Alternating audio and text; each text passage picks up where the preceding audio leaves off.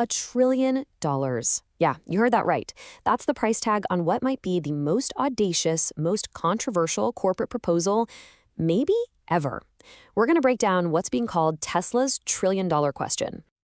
So, $1 trillion. That is the number at the very heart of this thing. We're talking about a potential pay package for Tesla's CEO, Elon Musk. But here's the real question, right? Is this a fair price for a genius, or is it a super dangerous precedent for corporate greed? That's the massive choice facing shareholders. And honestly, it could decide the future of not just Tesla, but maybe AI itself. Okay, so how on earth does a trillion-dollar deal even work? I mean, it's not like a simple paycheck, right? Let's get into it and break it down. First off, you gotta understand this is not some cash handout. It's a massive, high-stakes bet on Tesla's future. You might remember his previous package, the $56 billion one, got thrown out by a court in Delaware. Well, the board is back with a new plan, and this time it is all about performance. And this is where it gets really interesting. The whole deal is broken down into 12 separate parts. They call them tranches. And get this, Musk gets absolutely nothing unless Tesla hits some truly mind-boggling milestones. We're talking 20 million cars a year, 1 million humanoid robots, and 10 million full self-driving subscriptions. Just staggering numbers. This really puts the sheer scale of this ambition into perspective. Look at this. Musk only gets paid if Tesla grows to nearly 8 times its current value. 8 times! And if he pulls it off, his ownership stake jumps from around 13% to 25%. And remember that number, 25%, because it's going to be super important later. So you might be asking yourself, why would a board propose something this monumental? For the people who support it, it really boils down to one thing: securing the vision. Yeah, supporters look at this and see a total win-win. Their argument is pretty simple. They believe Musk is absolutely essential to turning Tesla into the AI and robotics powerhouse they envision. I mean, they point to the massive stock increase since his last deal, and they argue that this new plan is all about locking in the one guy they believe can deliver those kinds of results again. And it's not just the board. You have prominent investors like Cathie Wood who see this as way more than just a business deal. For her, it's an investment in, and I'm quoting here, the most productive human being on Earth. It really makes you wonder, right? Is it possible that one person's vision is actually worth $1 trillion?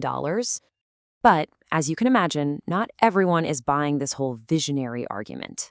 For a lot of critics, and the list is growing, this is about one thing and one thing only: greed.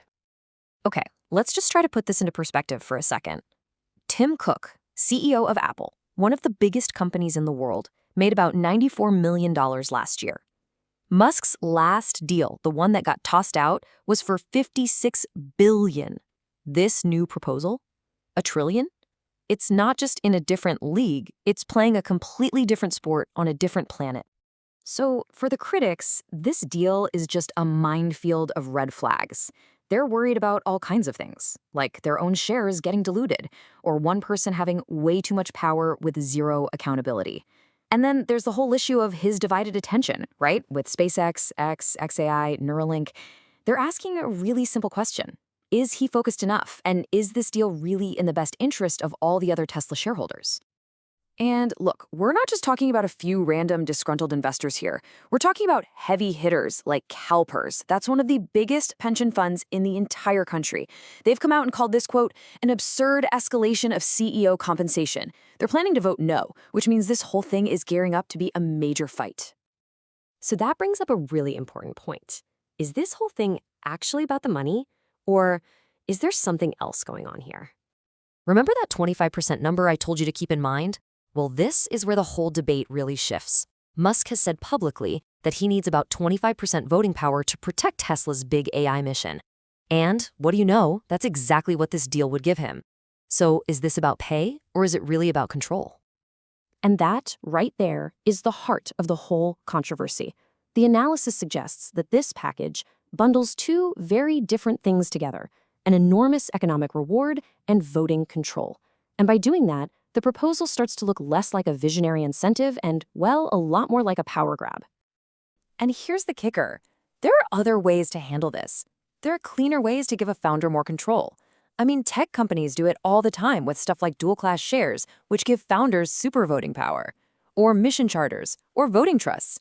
These are all tools that could have solved the control problem without attaching a $1 trillion price tag to it.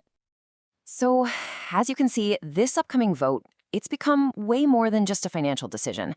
It's really turned into a referendum on the future, and maybe even the very soul of Tesla. Shareholders are facing a really stark choice here. On one hand, you have a bet on a visionary trusting one individual's genius to build this incredible AI and robotics feature. And on the other hand, you have a stand for governance, enforcing the kinds of checks and balances that are meant to ensure accountability. It's a huge question. And believe me, the stakes could not be higher. We're talking about a potential path to an $8 trillion company on one side, or if the deal gets rejected, a potential crisis of confidence that could send shockwaves through the whole company. So in the end, this $1 trillion question isn't really just for Tesla shareholders. It's a question for all of us as we head into this new age of AI. How do we value the future? How do we balance incredible game-changing innovation with leadership and accountability? That's the real question we're all going to have to grapple with, long after this vote is decided.